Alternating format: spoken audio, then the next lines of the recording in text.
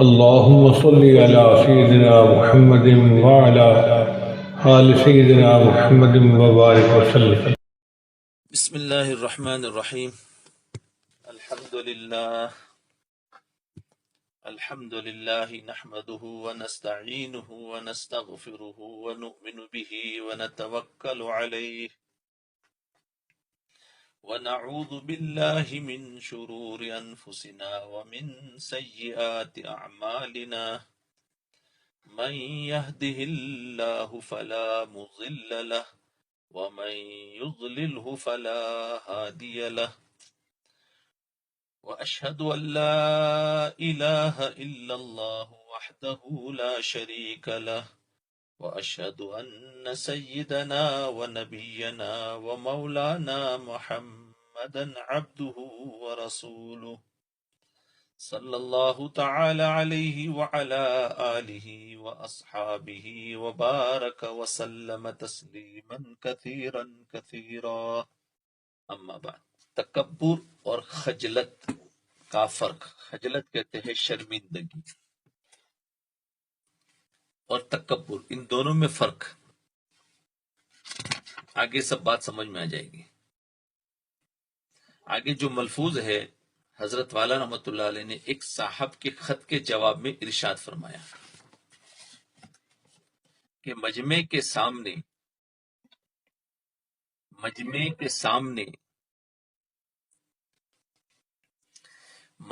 سامنے جو پانی کا گھڑا یا آم کی ٹوکری وغیرہ اٹھا کر لے چلنے میں عار آتی ہے. جی، عار یعنی شرم آتی ہے. کوئی بھی چیز اٹھا کر چلنے میں، مجمع کے سامنے کوئی چیز، کوئی بستر، کوئی ایسا چلنے میں عار آتی ہے. متوسط کے لیے اس کا منشا کبر ہوتا ہے. متوسط کے لیے یعنی جو سلوک کا راستہ جو اس میں چل رہا ہے، تو اس میں جو متوسط ہے، درمیان میں ہے، اس کا منشا کبر ہوتا ہے. اس کو بتکلف اٹھانا علاجن ضروری ہے، علاج کے طور پر ضروری ہے. خلاف عادت فعل کرنے میں کام کرنے میں جو طبیعت شرماتی ہے، اس کو خجلت کہتے ہیں. تکبر اور خجلت میں فرق، یہ خجلت کہتے ہیں.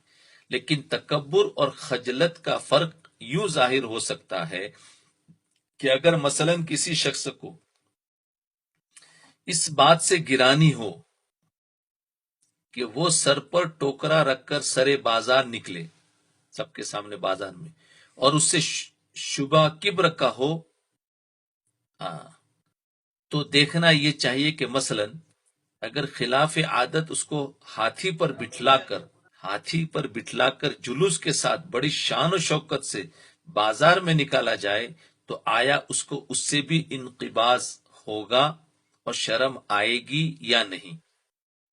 اگر اس سے بھی انقباض ہو، شرم ہو، تو ایسے شخص کو ٹوکرا اٹھانے سے جو انقباض اور جو شرم، اس کو تکبر نہ کہیں گے بلکہ خجلت کہیں گے. عجیب فرق ہے. آگے سب سمجھ میں آ جائیں گا. ابھی تو حضرت کی بات تھی جو ذرا بھاری الفاظ میں ہے. اچھا، ہاں. بسم اللہ الرحمن الرحیم. ابھی آواز ہے؟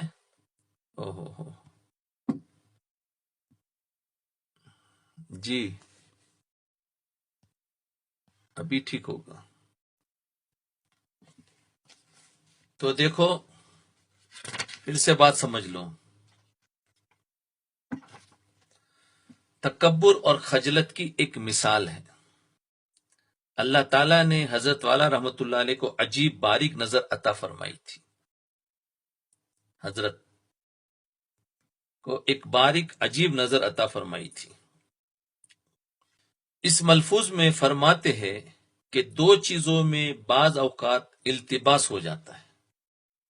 دو چیزوں میں بعض اوقات التباس ہو جاتا ہے، یعنی مکس ہو جاتا ہے، کنفیوزنگ ہوتی ہے. یعنی ایک چیز پر دوسری چیز کا گمان ہو جاتا ہے. ایک ہے تکبر یہ بہت بری چیز ہے اور بہت سے امراض باطنہ کی جڑ ہے. اور دوسری چیز ہے خجلت، شرمندگی. اس کے معنی ہے کسی کام کے کرنے سے شرم محسوس ہونا. ہاں، یعنی شرمندہ ہونا. یہ کوئی بری بات نہیں بلکہ جائز ہے. تو فرمایا کہ اگر کسی شخص کو پانی کا گھڑا یا آم کی ٹوکری سر پر رکھ کر بازار سے جاتے ہوئے شرم آتی ہے تو بعض اوقات اس عار کو، اس شرم کا آنا تکبر کی وجہ سے ہوتا ہے، اور بعض مرتبہ تکبر نہیں ہوتا ہے، صرف شرم ہوتی. اب یہ دونوں ایسی چیز ہو جاتی ہے فرق نہیں کر پاتے ہیں کہ کیا یہ تکبر کی وجہ سے ہے یا تکبر نہیں ہے. تو فرمایا تکبر کی وجہ سے ہوتا ہے، کیونکہ آدمی اپنے آپ کو دوسروں کے مقابلے میں بڑا سمجھتا ہے اور یہ سوچتا ہے کہ سامان سر پر اٹھا کر لے جانا میری شان کے خلاف ہے. یہ کبر ہے. اگر یہ سمجھتا ہے کہ یہ سامان سر پر اٹھا کر لے جانا میری شان کے خلاف ہے تو یہ کبر ہے، اور اپنی بڑائی دل میں ہے کہ میری شان تو بہت اونچی ہے اور یہ سامان اٹھانا میری شان سے بہت نیچے کا کام ہے. یہ تکبر ہے جو منع ہے اور حرام ہے. اگر کوئی شخص اس وجہ سے سامان اٹھانے سے اعراض کرے کہ یہ عمل میری شان کے خلاف ہے تو اس شخص کا علاج یہ ہے کہ یہی کام اس شخص سے زبردستی کروانا چاہیے تاکہ اس کے دماغ میں جو اپنی شان بیٹھی ہوئی ہے وہ نکل جائے. شان بیٹھی ہوئی ہے وہ نکل جائے. یہ تکبر کا علاج ہے کہ پھر تو اس سے زبردستی کرانا چاہیے. اگر ہمارے علاج کے اندر ہو تو، نہیں ہے تو پھر اس کو کیا کر سکتے ہیں. جی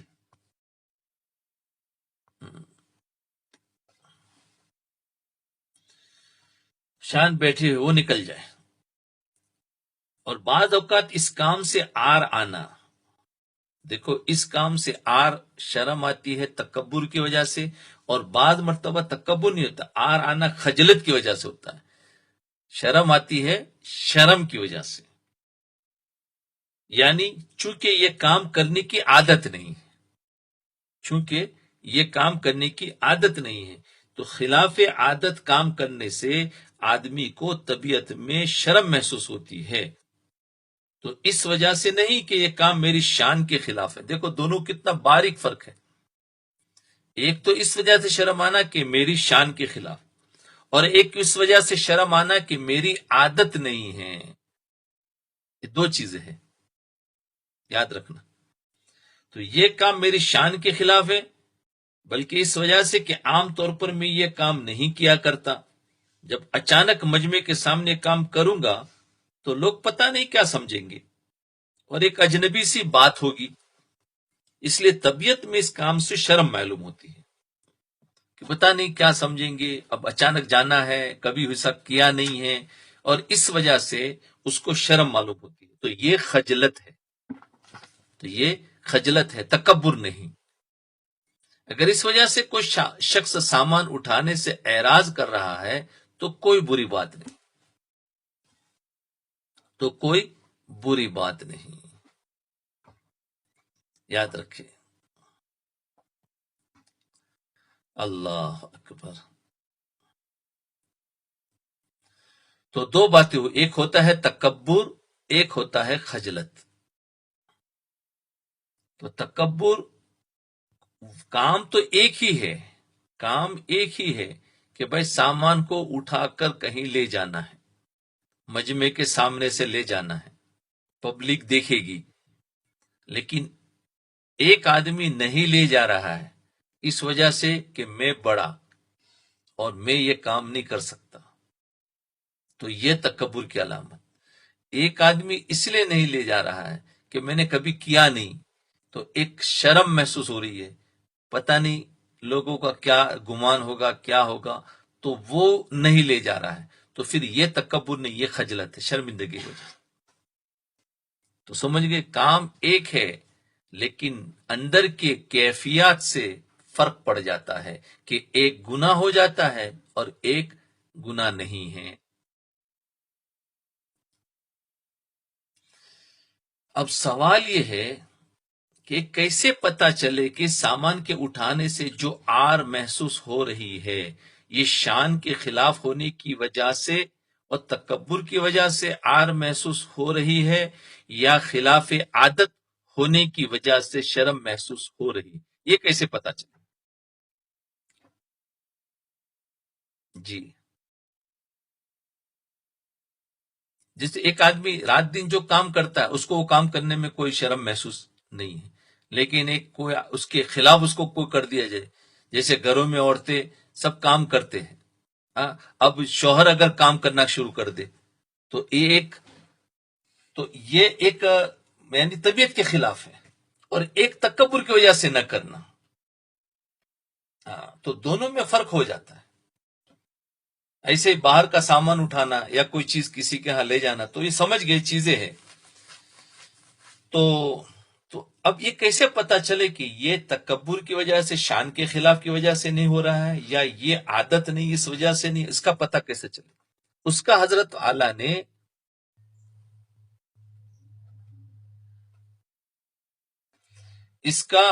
اعلیٰ نے امتحان بتایا کہ اس کا اس طرح امتحان لو کہ اگر وہی شخص جو ٹوکرا اٹھانے سے شرما رہا ہے خلاف عادت اس کو ہاتھی پر بٹھا کر اس کا جلوس نکالا جائے، خلاف عادت چلو ٹوکرا اٹھا کے جانے میں اس کو شرم آتی ہے، ٹھیک ہے چلو وہ تو نہیں کرنا ہے، لیکن چلو اس کو ہاتھی پر بٹھا کر اس کو لوگوں کے سامنے لے جاؤ، تو آیا اس عمل سے بھی اس کو شرم آئے گی یا نہیں؟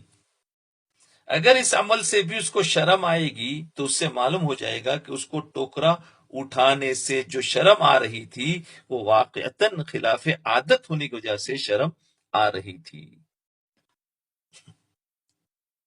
اللہ اکبر۔ یعنی ہاتھی ہو، گھوڑا ہو، اونٹ ہو، چلو اس کو بٹھا کر لے کے چلتے چلو لوگوں کے سامنے، تو ظاہر بات ہے اس وقت بھی اگر وہ شرما رہا ہے تو سمجھو کہ وہ شرم واقعتاً تھی، کیونکہ اب گھوڑے پر بیٹھنا، اب اونٹ پر بیٹھنا، ہاتھی پر بیٹھنا، اب یہ بھی تو خلاف عادت ہے نا، تو جب اس میں شرم آئیں گی تو اس میں بھی آئے گی۔ ہاں، تو فرمایا خلاف عادت ہونے شرم آ رہی تھی، لیکن اگر یہ صورت ہو کہ ہاتھی پر بٹھا کر جلوس نکالنے پر تو خوش ہو رہا ہے کہ میرا جلوس نکل رہا ہے، لوگ میری عزت اور احترام کر رہے ہیں، حالانکہ اگر خلاف عادت ہونے کی وجہ سے ٹوکرا اٹھانے میں شرم آ رہی ہوتی تو پھر جلوس نکالتے ہوئے بھی شرم آنی چاہیے۔ معلوم ہوا ٹوکرا اٹھانے پر جو شرم محسوس ہو رہی ہے وہ تکبر کی وجہ سے ہے اور اپنی شان کے خلاف سمجھنے کی وجہ سے ہو رہی ہے۔ یہ ہے حکیم جو اس بات کو سمجھ رہے ہیں کہ کہاں بیماری ہے، یہ ہے حکیم جو بات کو سمجھ رہے ہیں کہ کہاں بیماری ہے، کیونکہ بیماری کا پہچان ہے، یہ ایسی بیماری ہے، سافٹ ویئر ہے، ہاں، یہ دنیا کے کسی ایکس رے میں نہیں آ سکتی، کسی لیبورٹری میں اس کو ٹیسٹ بھی نہیں کرا سکتے، یہ تو اللہ والوں کی نگاہیں پہچان لیتی ہے کہ اس کا یہ کام تکبر کی وجہ سے ہے اور اس کا یہ کام شرمندگی کی وجہ سے ہے۔ دیکھو تو نگاہیں ہوتی ہے۔ حکیم جو اس بات کو سمجھ رہے کہ کہاں بیماری اور کہاں بیماری نہیں ہے، بہرحال جہاں اس قسم کا کام کرتے ہوئے انسان اس وجہ سے کترائے کہ کام میری شان کے خلاف ہے، اس وجہ سے کترائے کہ کام میری شان کے خلاف ہے، تو سمجھ لو کہ تکبر کی بیماری اندر موجود ہے اور اس کا علاج ضروری ہے۔ ایسے مردوں میں بھی اور عورتوں میں دونوں میں ایسا ہوتا ہے، ہاں۔ اب دیکھو مثال سمجھ میں آئے گی، اس سے بات اور زیادہ سمجھ میں۔ حضرت فاروق اعظم رضی اللہ عنہ کا اپنا علاج کرنا، دیکھو صحابہ تھے، وہ اپنا علاج خود کرتے تھے، اور یہ علاج حضرات صحابہ کرام رضوان اللہ تعالی علیہم اجمعین سے ثابت ہے۔ حضرت فاروق اعظم رضی اللہ عنہ کے پاس زمانے خلافت میں کہیں سے روم کا بنا ہوا جبہ آ گیا، روم کا بنا ہوا جبہ آ گیا، کانزو آ گیا، جو بڑا شاندار کانزو تھا۔ آپ کو خیال آیا کہ جمعہ کے روز اس جبے کو پہن کر خطبہ دوں گا اور نماز پڑھاؤں گا۔ چنانچہ جبہ پہن کر، وہ کانزو پہن کر مسجد نبوی صلی اللہ علیہ وسلم میں تشریف لائے اور خطبہ دیا اور نماز پڑھائی۔ حضرت فاروق اعظم رضی اللہ عنہ ویسے بھی بڑے وجی اور بلند قامت تھے، رعبدار تھے، اور جب جبہ زیب تن فرمائے یعنی پہنا تو آپ بہت خوبصورت لگ رہے تھے، اور دیکھنے والوں نے بھی محسوس کیا کہ جبہ بہت خوبصورت لگ رہا ہے۔ جب نماز سے فارغ ہو کر گھر تشریف لائے تو ایک پانی کی مشک اٹھائی، پانی کا گھڑا جو ہوتا ہے نا، اور اس کو پانی سے بھر کر اپنی کمر پر لا دی۔ سمجھے؟ پانی سے بھرا، پھر اس کو اپنی کمر پر لائے، اور مدینہ منورہ میں جو بیواؤں کے گھر تھے ان میں پانی بھرنے لگے۔ وہ جو چمڑے کی مشک ہوگی تو اس کو کمر پر رکھتے ہیں، تو اس میں پانی بھرا۔ دیکھو ابھی تو خطبہ اور بہترین جبہ پہنا ہے، بڑے خوبصورت لگ رہے ہیں، اور خطبہ پڑھا کر نکلے ہیں، اور اس میں سے پانی بھرا اور اس کو لے جا کر سب کے سامنے مدینہ منورہ کی بیوائے کے گھر تھے اور ان میں پانی بھرنے لگے۔ ابھی تھوڑی دیر پہلے مسجد نبی میں ممبر پر بڑی شان سے خطبہ دے رہے تھے، اور اب پانی بھرنے لگے۔ کسی نے پوچھا کہ آپ ایسا کیوں کر رہے ہیں؟ کسی نے پوچھا کہ آپ ایسا کیوں کر رہے ہیں؟ انہوں نے فرمایا کہ جب میں نے وہ جبہ پہن کر خطبہ دیا تو بڑی شان و شوکت معلوم ہوئی، اندر ہوئی نا، وہ تو پہچانتے تھے نا اپنے نفس کو، اور مجھے اندیشہ ہوا کہ میرے دل میں کہیں عجب اور کبر داخل نہ ہو جائے۔ ان میں تو بیچارے وہ تو کیا ہو سکتا تھا، لیکن وہ اپنے نفس کو پہچان رہے تھے۔ ظاہر بات ہے نفس تو خوش تو ہوگا کہ کچھ عجب اور کبر داخل نہ ہو جائے، تو اس کا علاج کرنے کے لیے میں نے یہ کام کیا ہے، یہاں پہچانا اور یہاں اس کا علاج کیا۔ اللہ اکبر کبیرہ، دیکھو اپنے نفس کو کیسے پہچانتے تھے۔ اللہ کام کرتے تھے اور فوراً ایسا کام کر دیا، اس کو کہتے ہیں نا کہ ایک اچھا کام کیا تو اس کا ایک ریئیکشن ہونے والا ہے، کیا ہے؟ عجب اور تکبر، تو فوراً اس کا بھی علاج کر دیا، اس کا بھی علاج کر دیا کہ وہ گڑا بھرا مشک اور گھروں میں جا کر بڑھتا گیا، لوگوں کے سامنے پتہ چل جائے تو نفس سیدھا ہو گیا۔ اب بتاؤ وہ نفس بھی کبھی ابھر سکتا ہے؟ بولے ایسا مارا ہے کہ کبھی میں نہیں ابھر سکتا، ایسی خطرناک مار ماری ہے نفس کو، کبر داخل ہو جائے۔ اس کا علاج کرنے کے لیے میں نے یہ کام کیا۔ یہ اپنا علاج وہ شخص کر رہے ہیں جن کے بارے میں حضور اقدس صلی اللہ علیہ وسلم نے فرمایا لو کان بعدی نبی لکان عمر۔ کون شخص ہے یہ؟ کہ میرے بعد اگر کوئی نبی ہوتا تو وہ عمر ہوتے، لیکن ہے نہیں، میں دروازہ بند ہو گیا۔ ایسی استعداد تھی ان کے اندر، اتنے بڑے تھے، اور ایک طرف تو یہ ہے اور ایک طرف بیواؤں کے گھروں میں پانی بھی پڑ رہے ہیں۔ اللہ اکبر، اللہ اکبر، عجیب ہے۔ لیکن اپنے نفس کا ہر لمحہ جائزہ لے رہے ہیں کہ کہیں یہ نفس مجھے غلط راستے پر تو نہیں لے جا رہا ہے۔ اگر لے جا رہا ہے تو اس کا فوری علاج ضروری ہے۔ اب بتاؤ ہمارے اندر تو یہ بیماریاں ہے، ہم اپنا علاج تو کر نہیں سکتے، تو ظاہر بات ہے اب ہمیں ڈاکٹر کے پاس جانا پڑے گا۔ یہ تو خود کر لیتے تھے، اس لیے کہ انہوں نے نبی علیہ الصلوۃ والسلام سب سے بڑے ڈاکٹر تھے، ان کی صحبت میں بیٹھ کر یہ خود ڈاکٹر بن گئے تھے۔ حضرت ابو ہریرہ رضی اللہ عنہ کا دیکھو، مولوی قسم کے آدمی تھے، کیونکہ بہت ساری روایتیں ان سے ہے، علم تھا، نہ ان کا سیاست سے کوئی تعلق، وہیں پر پڑے رہتے تھے، وہ سیاست سے بالکل کوئی تعلق نہیں، نہ کسی اور چیز سے تعلق. ساری زندگی قال اللہ قال الرسول صلی اللہ علیہ وسلم پڑھانے میں گزری. ساری عمر نبی کریم صلی اللہ علیہ وسلم کی احادیث روایت کی. 5364 احادیث آپ سے مروی ہے. 5364 احادیث آپ سے مروی ہے. مدینہ منورہ میں مروان بن حکم ایک مرتبہ گورنر تھا. اس کو کہیں سفر پر جانے کی ضرورت پیش آئی تو اس نے حضرت ابو ہریرہ رضی اللہ عنہ کو اپنا قائم مقام اور نائب بنا دیا. اب مروان وہاں کا گورنر تھا اور ابو ہریرہ رضی اللہ عنہ کو اس کا قائم مقام نائب بنایا. نبی کریم صلی اللہ علیہ وسلم کی صحبت کا فیض اور آپ صلی اللہ علیہ وسلم کی تعلیمات کا اثر تھا کہ بہت حسن خوبی سے حکومت چلانے کے کام انجام دیے. حالانکہ ان کا سیاست سے کوئی تعلق نہیں، لیکن نبی علیہ الصلوۃ والسلام کی صحبت میں بیٹھے ہوئے تھے. جب ان کو ان کا نائب بنایا تو انہوں نے بہترین طریقے سے حکومت چلائی. سارا دین بیٹھ کر حکومت کرتے، معاملات نمٹاتے، عدالت کے فیصلے کرتے، معاملات کی جانچ پڑتال کرتے، یعنی اس کو چیک کرتے. ایک گورنر کو جو کام انجام دینے پڑتے وہ سب کچھ کرتے. جب شام کو ایوان حکومت سے اٹھ کر گھر جاتے، یعنی وہ حکومت کی جو آفس ہوتی تھی وہاں سے اٹھ کر گھر جاتے تو لکڑیوں کیا کرتے پتہ ہے؟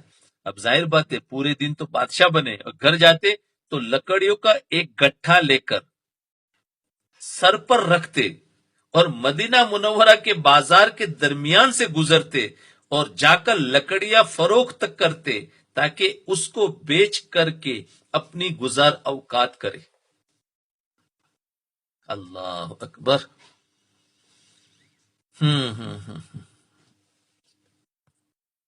اچھا تب پتہ چلتا ہے کہ ایسے.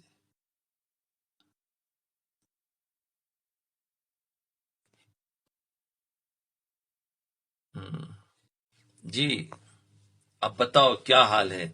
ادھر تو گورنمنٹ چلا رہے ہیں اور شام میں جا رہے گھر پہ تو وہ بھی لکڑیوں کا گٹھر اٹھا کر کونے میں نہیں بیچتے، بھرے بازار کے بیچ میں جاتے وہ سر پر رکھ کر. کیسا لگ رہا ہوگا؟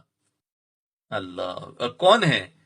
ارے جن کو اتنی حدیثیں یاد ہے اور حدیث کے استاد ہے، روایت کرنے والے ہیں اتنے بڑے، اور ایک طرف گورنری کر رہے، ایک طرف یہ رہے، اور پھر اس کو بیچتے تھے اور بیچ کر اپنا گزارا چلتا تھا. اللہ کیا انہوں نے اپنے نفس کو پہچانا ہے. آج تو ایک ذرا سا بھی کچھ ہوتا ارے اپنی شان کے خلاف ہے. صرف اتنی بات نہیں تھی بلکہ بازار سے لکڑیوں کا گٹھا سر پر رکھ کر، اتنا نہیں تھا خالی بیچتے، سر پر رکھ کر اعلان کرتے ہوئے گزرتے کہ ہٹو امیر المومنین آ رہے ہیں. اللہ اکبر کبیرہ. کیا پھر کہہ بھی رہے ہٹو امیر المومنین آ رہے، سر پر گٹھرا ہے، لکڑیوں کا گٹھر ہے، اور کہہ رہے امیر المومنین آ رہے، ہٹو امیر المومنین آ رہے. ارے امیر المومنین بھی ہے اور یہ کام بھی کر رہے. ارے کیوں کر رہے ہیں؟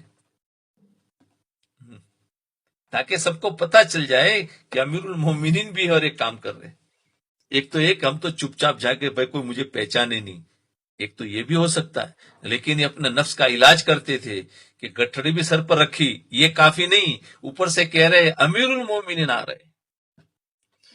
اس لیے کر رہے کہ سارے دن بیٹھ کر جو حکومت کی ہے نا تو اس کے نتیجے میں کہیں دماغ میں یہ خناس نہ پیدا ہو جائے کہ میں بہت بڑا آدمی ہوں.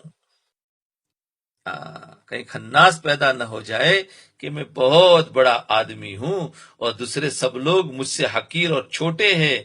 چنانچہ اس کے علاج کے طور پر یہ کام کر رہے ہیں.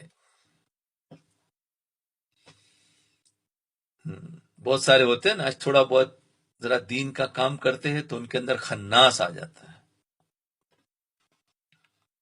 تو اس کا علاج کرنا چاہیے. یہ ریئیکشن ہوتا ہی ہے. کسی کے پاس مال آ جاتا ہے تو خناس آتا ہے، کسی کے پاس علم آ جاتا ہے تو خناس آتا ہے، کسی کی چند لوگ تعریف کرتے ہیں تو خناس ہوتا ہے، کسی کو کوئی بڑا بنا دیا، چیئرمین بنا دیا تو خناس آتا ہے. تو یہ لوگ کیا تھے؟ خود ہی اپنا علاج کرتے تھے. اور ہمیں اپنا علاج کروانا پڑتا ہے، لیکن کب؟ پہلے تو سمجھے کہ ہاں ہم بیمار ہے تو کون سمجھتا ہے؟ تو آج کی یہ مجلس میں پتہ چل جائے گا کہ ہمارے اندر کیا ہے۔ حضرت یہ تو دیکھو، حضرت عمر رضی اللہ عنہ نے اپنا علاج کیا، حضرت ابو ہریرہ رضی اللہ عنہ نے اپنا علاج کیا، حضرت حذیفہ رضی اللہ عنہ کا اپنا علاج، حضرت حذیفہ بن یمان رضی اللہ عنہ جو فاتح ایران ہیں، ایران کو فتح کرنے والے، حذیفہ بن یمان، اور کسرا کو شکست فاش دینے والے، جی کسرا کو شکست، یعنی بہت زبردست شکست دی، اور جنہوں نے اپنی تقریر سے کسرا کے ایوان میں زلزلہ پیدا کر دیا تھا، ایسا زبردست بات کی تھی کہ ان کا جو وہ پارلیمنٹ تھا، ان کا جو کسرا کا، وہ ہل گیا تھا، ایسی تقریر کی تھی، دیوار ہل گئی، ان کی دیواریں ہل گئی۔ حضور اقدس صلی اللہ علیہ وسلم کے رازدار اور صاحب سر بھی تھے، حضور صلی اللہ علیہ وسلم راز کی باتیں ان کو بتایا کرتے تھے۔ یہ ہے حضرت حذیفہ، ان کی۔ حضرت فاروق اعظم رضی اللہ عنہ نے ان کو مدائن بھیجا، ایک شہر کا نام ہے، کہ آپ جا کر مدائن کے گورنر بن جائے۔ یہ مدائن ایران کا دارالحکومت تھا اس زمانے، ایران کا دارالحکومت تھا مدائن، اور ایران اس وقت کی سر پر پاور تھی، دنیا کی سپر پاور تھی، ایران اس وقت دنیا کی سپر پاور تھی۔ آپ اندازہ کر لیں کہ اس کا دارالحکومت کس شان و شوکت کا ہوگا، جو سپر پاور تھا، جسے آج کل واشنگٹن یا ماسکو میں خود کسرا کا وہ محل دیکھا ہے، آج بھی اس کا شکوہ انسان کو متاثر کیے بغیر نہیں رہتا، جبکہ وہ محل کھنڈر ہو گیا ہے، جبکہ وہ محل اس زمانے کا وہ آج کھنڈر ہوگا، لیکن آج بھی ایسا ہے کہ اس کو دیکھو تو متاثر کر دیتا ہے انسان کو، جبکہ وہ محل کھنڈر ہو گیا ہے، البتہ دیواریں ابھی تک کھڑی ہے۔ بہرحال حضرت حذیفہ بن یمان رضی اللہ عنہ مدائن کے گورنر بن کر گئے تو اس وقت وہ ایک گدھے پر سوار تھے، یہ ان کی مرسڈیز، گدھے پر سوار تھے۔ جیسے آج کل کوئی جاوے سائیکل پر، منسٹر جاوے، پرائم منسٹر، تو کیسا لگے گا؟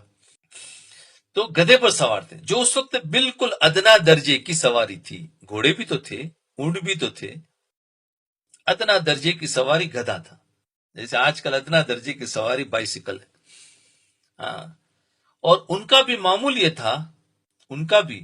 یہ تھا کہ سارا دن حکومت کے کام انجام دیتے تھے، اور شام کے وقت بازار میں عام تاجروں کی طرح اپنا سامان فروخت کرتے، بیچتے، تاکہ اپنا روزگار حاصل کرے، اپنا سیلری اپنا حاصل کرے، اپنا خرچہ حاصل کرے۔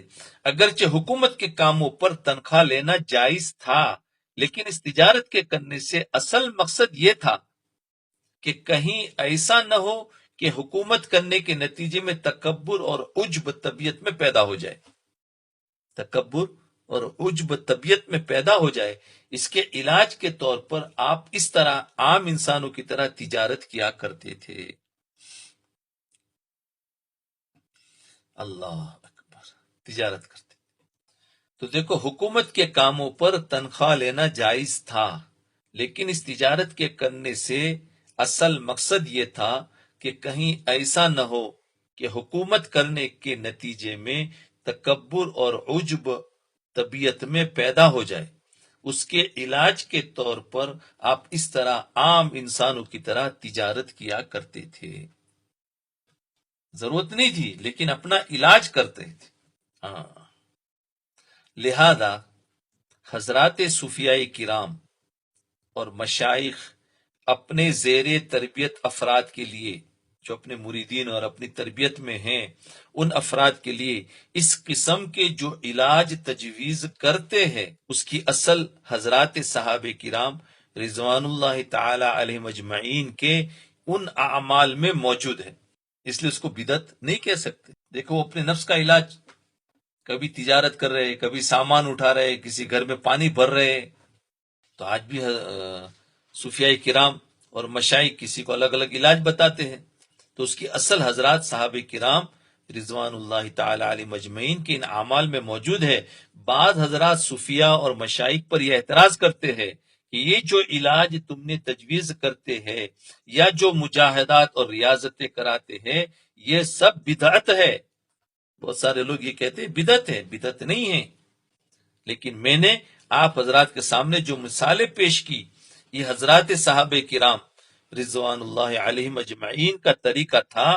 وہ اپنے نفس کی اصلاح کے لیے یہ کام کیا کرتے تھے، اور حضرات صوفیاء کرام نے انہی کے طرز عمل سے یہ طریقہ اور علاج تجویز کیا ہے. جی، دارالعلوم دیوبند کے ابتدائی دور میں، دارالعلوم دیوبند آج ایک مشہور ادارہ ہو گیا. پہلے تو تھوڑا چھپا ہوا تھا، اب تو بچہ بچہ جانتا ہے پوری دنیا میں. دارالعلوم دیوبند اور اصلاح باطن. دارالعلوم دیوبند کی ابتدائی دور میں صرف کتابیں نہیں پڑھائی جاتی تھی. ابتدائی دور میں صرف کتابیں نہیں پڑھائی جاتی تھی بلکہ ایک ایک بات کی تربیت کی جاتی تھی. ابتدائی دور شروع کا. اسی وجہ سے دارالعلوم دیوبند کی جو تاریخ تاسیس ہے، یعنی بنیاد، فاؤنڈیشن کی جو تاریخ ہے، وہ در مدرسہ خانقاہ دیدیم، وہ در مدرسہ خانقاہ دیدیم ہے. یعنی ہم نے مدرسے میں خانقاہ دیکھی ہے. مدرسہ اور خانقاہ ایک ہی تھا. اس کی پچھلی جو شروع کا جو زمانہ تھا، وہی خانقاہ ہے تو وہی مدرسہ ہے، وہی مدرسہ ہے تو وہی خانقاہ ہے. 2 in 1 تھا. داعی پیدا ہوتے تھے، بلکہ یوں کہو 3 in 1 بھی چلے. لیکن یہ بتانا مقصود ہے کہ خانقاہ کو سمجھانا چاہتے تو اس زمانے میں تربیت ہوتی تھی. تو فرمایا کہ مدرسے میں خانقاہ تھی. اس کا مطلب یہ کہ یہ علوم پڑھانے کا مدرسہ تو ہے لیکن ساتھ میں خانقاہ بھی ہے. یہاں لوگوں کو تربیت دی جاتی ہے اور اہل اللہ تیار کیے جاتے ہیں، اللہ والے تیار کیے جاتے ہیں.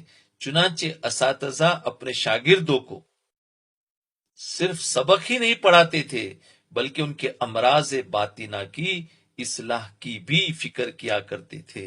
امراض باطنہ، جی، باطنی بیماریوں کی اصلاح کی بھی فکر کیا کرتے تھے. تو دیکھو اب ایسے مدرسے نہیں رہے. تو علم پڑھایا جاتا ہے تو وہاں علم پڑھایا جاتا ہے، اور خانقاہ جہاں اصلاح کی جاتی ہے باطنی بیماریوں کی، پھر وہ الگ جگہ ہوگی ہے آج. لیکن مستقل ایسا کم ہے. اس میں اسے اساتذہ ہے جہاں انفرادی طور پر ہو رہا ہے. جی، ہمارے سید الطائفہ حضرت مولانا رشید احمد گنگوہی رحمت اللہ علیہ کے بارے میں حضرت مولانا اشرف علی صاحب تھانوی رحمت اللہ علیہ نے اپنی کتاب ارواح ثلاثہ میں لکھا ہے. یہ کتاب ہے ارواح ثلاثہ، کہ جب وہ کسی طالب علم کو دیکھتے کہ اس کے اندر تکبر اور عجب کی علامت ہے، جب کسی طالب علم کو دیکھتے کہ اس کے اندر تکبر اور عجب کی علامت ہے تو اس کو مثلا اس قسم کے کام پر لگاتے کہ تم لوگوں کے جوتے سیدھے کیا کرو. ہاں، تکبر کی علامت دیکھتے تو. اور جب کسی طالب علم کے اندر دیکھتے کہ اس کے اندر تواضع ہے تو خود اس کے جوتے خود اٹھا لیا کرتے تھے. اللہ اکبر. حضرت تھانوی کسی کے اندر تکبر دیکھتے تو اس کو جوتا اٹھانے کا، سیدھا کرنے کا کہتے، اور کسی کے اندر تواضع دیکھتے تو اس کے جوتے خود اٹھاتے تھے. دیکھو یہ اپنا علاج کر رہے ہیں. اللہ اکبر، یہ اپنا علاج کر رہے ہیں. جی، ایک مرتبہ سبق پڑھا رہے تھے کہ بارش شروع ہو گئی. بارش کی وجہ سے اس جگہ سے اٹھنا پڑا تو طلبہ تو اپنی اپنی کتابیں اٹھا کر اندر جانے لگے، اور حضرت گنگوئی رحمت اللہ علیہ ان طلبہ کے جوتے سمیٹ کر اندر تشریف لے گئے.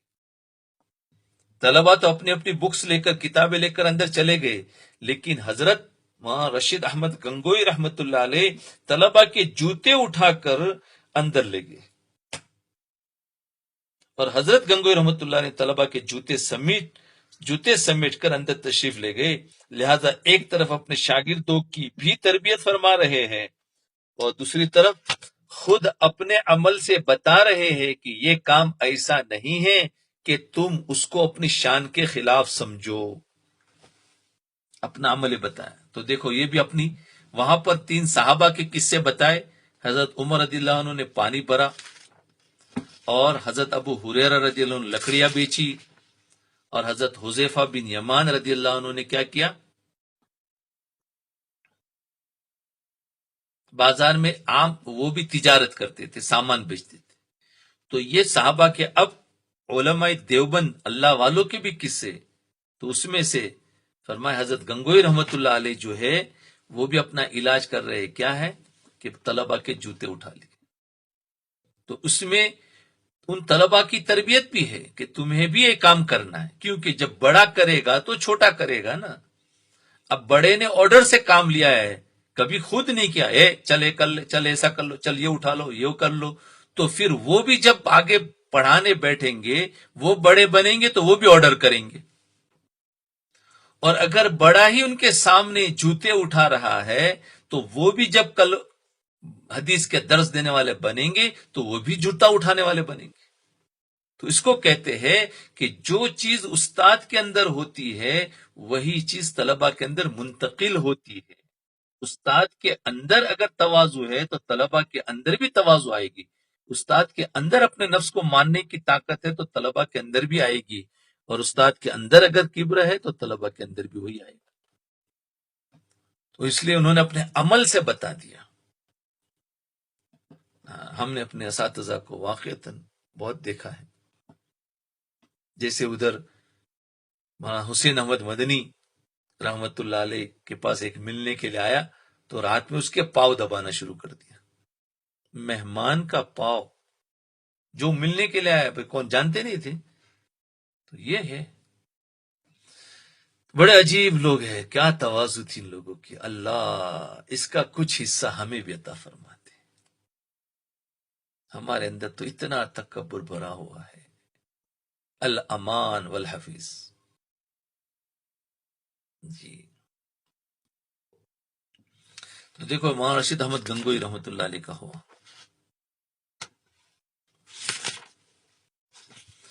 اب مولانا ہو کیا گم ہو گیا تھا. چلو دوسرا کل ہی بتائیں گے. بالکل گم ہو گیا. مراقبہ کر لو.